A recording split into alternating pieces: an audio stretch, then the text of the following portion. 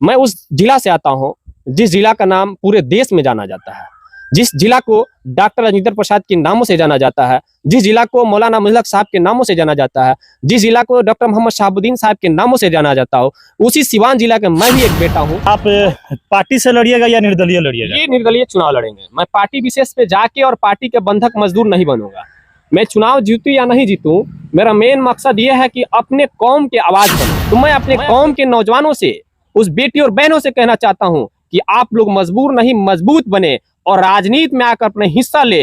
आपके पास सब कुछ है, लेकिन आप राजनीति में काफी पीछे होते जा रहे हैं। मैं उस मुसलमान को आवाज देना चाहता हूं आपके चैनल के माध्यम से कि मैं भी एक मुसलमान का बेटा हूं और सीना ठोक के कह रहा हूं कि जीरादेई से मैं चुनाव लड़ूंगा, परिणाम चाहे जो भी हो। मेरे अगर मुसलमानों का 35-40 हजार वोट है तो 18% की आबादी, 18% का हक और अधिकार हम लेकर, वो मेरे सिवान का एक लाल थे और हिंदुस्तान के प्रथम राष्ट्रपति थे। वो कभी जाति और धर्म की राजनीति नहीं किया, उन्होंने हर समाज को लेकर चला। इसी वजह से आज वो पीछे हैं। सर्व समाज की बात की है इसलिए पीछे हैं। सर समाज की बात की है इसीलिए जो लोग निर्दलीय चुनाव लड़ते हैं, पार्टी वाले जो लोग आते हैं, वो लोग कहते हैं कि ये वोट कटवा है, ये वोट काटने के लिए चुनाव में आया है, इस तरह करके उनके छवि को धूमिल कर देते हैं।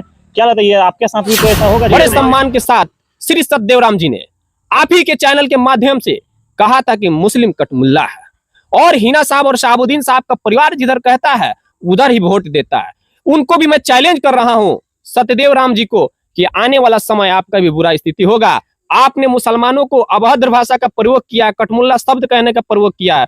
दरौली और जीरादेई ये दोनों खतरे की निशानी पे है। मैं चुनाव लड़ूंगा जीरादेई से, उसका चुनाव जीतने के लिए लड़ रहे हैं या किसी को हराने के लिए लड़ रहे हैं या अपने समाज के अधिकार के लिए लड़ रहे हैं? देखिए, ना तो मैं जीतने के लिए लड़ रहा हूं और ना ही मैं हारने के लिए लड़ रहा हूं, अपने समाज के अधिकार के लिए लड़ रहा हूं। नमस्कार, आप देख रहे हैं आर लाइव बिहार। बिहार में विधानसभा चुनाव की सरगर्मियां तेज हो चुकी है और उसका ज्यादा असर सिवान जिले में दिखाई दे रहा है।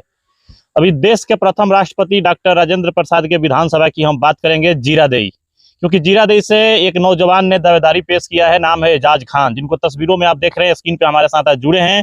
इनसे हम बात करेंगे कि इतने कम उम्र में इस चुनाव लड़ने की इन्होंने कैसे सोच बना लिया। एजाज जी, आपका बहुत बहुत स्वागत है।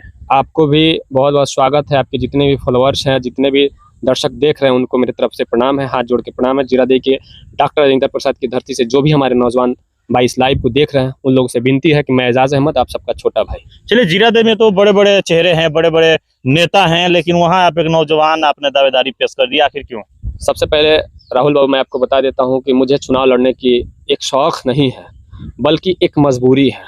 मैं देख रहा हूँ जिस तरह से हिंदुस्तान के बेटा, वीर सपूत, सिवान के लाल और जीरादेई विधानसभा के बड़े ओहदे पर रहने वाले प्रथम राष्ट्रपति डॉक्टर राजेंद्र प्रसाद की धरती, मैं जब गया और लगातार वहां घूमा तो मुझे लगा कि मैं सिवान का बेटा हूं और मुझे कहीं ना कहीं चुनाव जीरादेई विधानसभा से लड़ना चाहिए, ताकि जिस तरह से डॉक्टर राजेंद्र प्रसाद के नामों पे चुनाव लगातार लोकसभा के होता है, जिस तरह से विधानसभा का होता है, कहीं ना कहीं जीरादेई के नौजवानों को, जीरादेई के बेटी और बहनों को, जीरादेई के, तो अब वो ठगने की युग नहीं है।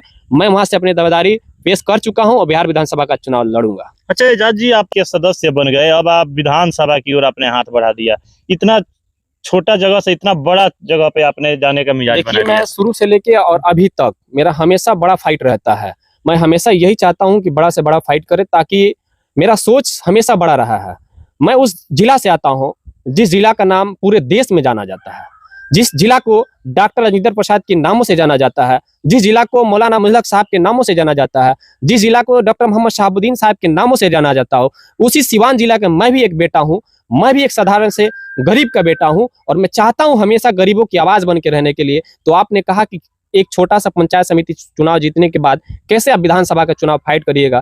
देखिए राहुल बाबू, मैं आपको बता देता हूं कि मैं नहीं लड़ रहा हूं। वहां के जितने भी हमारे नौजवान साथी हैं, गरीब माता और बहनें हैं, उन लोगों का मानसा है कि एजाज जीरादेई विधानसभा से चुनाव लड़े, तो मैंने मूड बना लिया हूं। और वहां के नौजवानों ने कहा है कि 1 नोट और 1 वोट आपको हम लोग देंगे। पार्टी से लड़िएगा या निर्दलीय लड़िएगा? ये निर्दलीय चुनाव लड़ेंगे। मैं पार्टी विशेष पे जाके और पार्टी के बंधक मजदूर नहीं बनूंगा। मैं चुनाव जीतूं या नहीं जीतूं, मेरा मेन मकसद ये है कि अपने कौम के आवाज बनूं। मैं अपने कौम के नौजवानों से कहना चाहता हूं, आपके पास रुपया और धन बल तो सब कुछ है, लेकिन आप कहीं ना कहीं राजनीति में काफी मजबूर हैं। तो मैं अपने कौम के नौजवानों से, उस बेटी और बहनों से कहना चाहता हूं कि आप लोग मजबूर नहीं मजबूत बने और राजनीति में आकर अपने हिस्सा ले। आपके पास सब कुछ है, लेकिन आप राजनीति में काफी पीछे होते जा रहे हैं।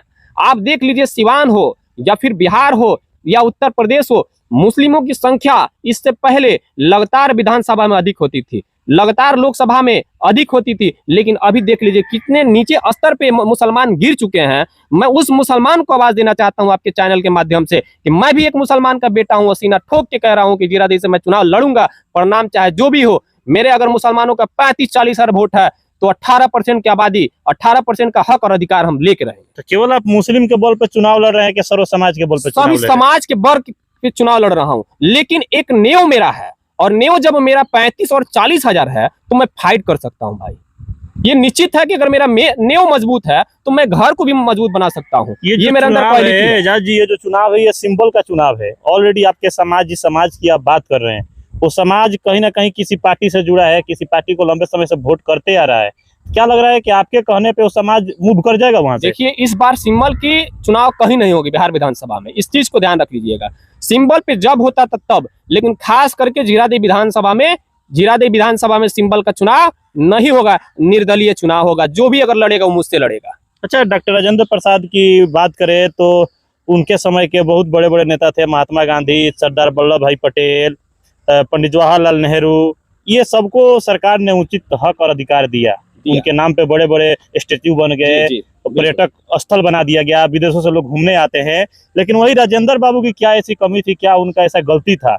आज भी उनकी जो गांव है, उनका जो धरती है, आंसू बहा रही है। देखिए, उनमें कोई गलती नहीं था। सिवान के जितने भी जनप्रतिनिधि बने ना, सब गलतियां उनमें है। कभी डॉक्टर राजेंद्र प्रसाद के नाम का चर्चा ही नहीं किया कि अगर सिवान में लोकसभा के चुनाव जीत जाते हैं, बिहार विधानसभा का चुनाव जीत जाते हैं, लेकिन कभी आपने डॉक्टर राजेंद्र प्रसाद के नाम से बिहार विधानसभा में घुसते हुए देखा है?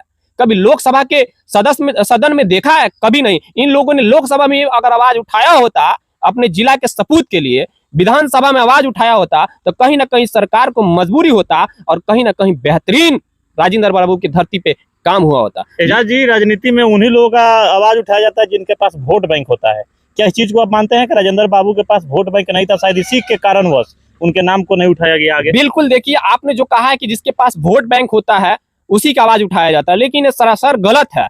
वो मेरे सिवान का एक लाल थे और हिंदुस्तान के प्रथम राष्ट्रपति थे। वो कभी जाति और धर्म की राजनीति नहीं किया, उन्होंने हर समाज को लेकर चला। इसी वजह से आज वो पीछे हैं। सर्व समाज की बात की है इसलिए पीछे हैं। सर्व समाज की बात की है इसीलिए आज पीछे है। जात की बात करते तो आज उनका आगे होते हैं। बिल्कुल बिल्कुल, ये सच्चाई है।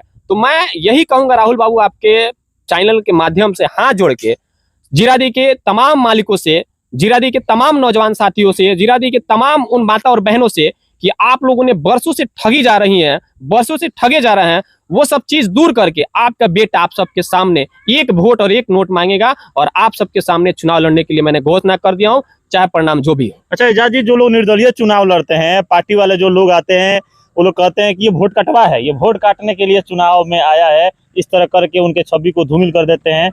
क्या लगता है ये आपके साथ भी तो ऐसा होगा? मानसिकता किसकी क्या हो तो मैं नहीं बता सकता हूँ। वोट कटवा कौन है और क्या है वो दिन आएगा तो मैं बता दूंगा। यही दरौली विधानसभा के वर्तमान के विधानसभा के सदस्य बड़े सम्मान के साथ श्री सतदेव राम जी ने आप ही के चैनल के माध्यम से कहा था कि मुस्लिम कटमुल्ला है, और हिना साहब और शाहबुद्दीन साहब का परिवार जिधर कहता है उधर ही वोट देता है। उनको भी मैं चैलेंज कर रहा हूं सत्यदेव राम जी को कि आने वाला समय आपका भी बुरा स्थिति होगा। आपने मुसलमानों को अभद्र भाषा का प्रयोग किया, कटमुल्ला शब्द कहने का प्रयोग किया है। दरौली और जीरादेई ये दोनों खतरे की निशानी पे है। मैं चुनाव लड़ूंगा जीरादेई से, उसका असर दरौली में भी पड़ेगा। अच्छा, ये चुनाव आप जीतने के लिए लड़ रहे हैं या किसी को हराने के लिए लड़ रहे हैं या अपने समाज के अधिकार के लिए लड़ रहे हैं? देखिए, ना तो मैं जीतने के लिए लड़ रहा हूं और ना ही मैं हारने के लिए लड़ रहा हूं, अपने समाज के अधिकार के लिए लड़ रहा हूं। मेरे समाज का अधिकार 18% है।